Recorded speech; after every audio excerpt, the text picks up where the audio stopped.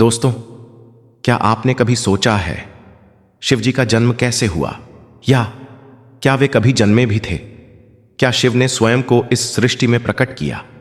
आज मैं आपको वो कथा सुनाने जा रहा हूं जो समय की धूल में छुपी हुई है, जो युगों से रहस्य बनकर टिकी हुई है और जिसे सुनकर आपका हृदय कंप उठेगा।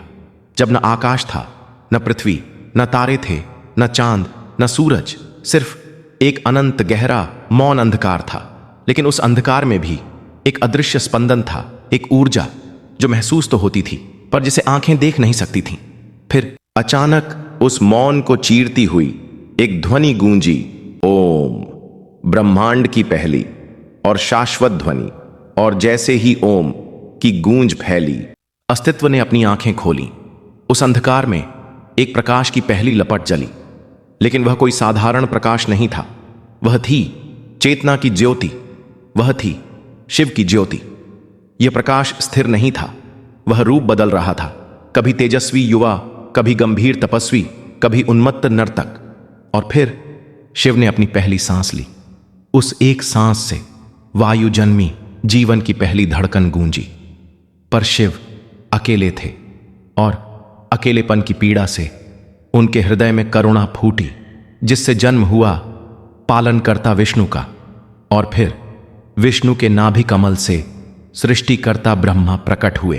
पर समय के साथ ब्रह्मा और विष्णु अहंकार में उलझ गए। एक कहे मैं महान हूं क्योंकि मैं सृजन करता हूं, दूसरा कहे मैं महान हूं क्योंकि मैं पालन करता हूं।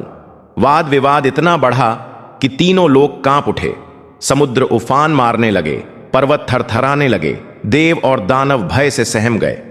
और तभी उनके बीच अचानक एक अनंत अग्नि स्तंभ प्रकट हुआ। उसकी चमक के आगे सूर्य भी फीका पड़ गया। ना उसका आदि था, ना अंत। वह अनंत था, असीम था। दोनों देव चकित हुए।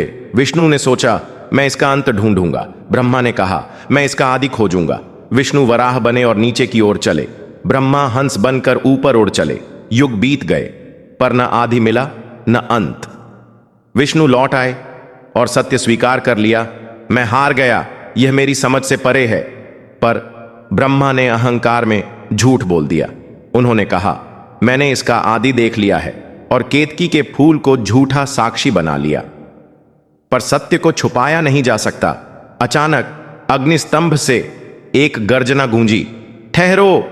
आकाश फट गया, धरती कांप गई, और उस प्रकाश से प्रकट हुए त्रिनेत्रधारी, जटाजूटधारी नीलकंठ महादेव शिव। उनके तीसरे नेत्र का तेज असह्य था।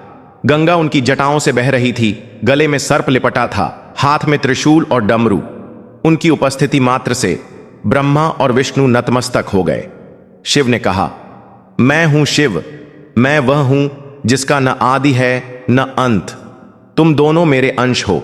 तुम सृजन के लिए, विष्णु पालन के लिए, और मैं सहार के लिए।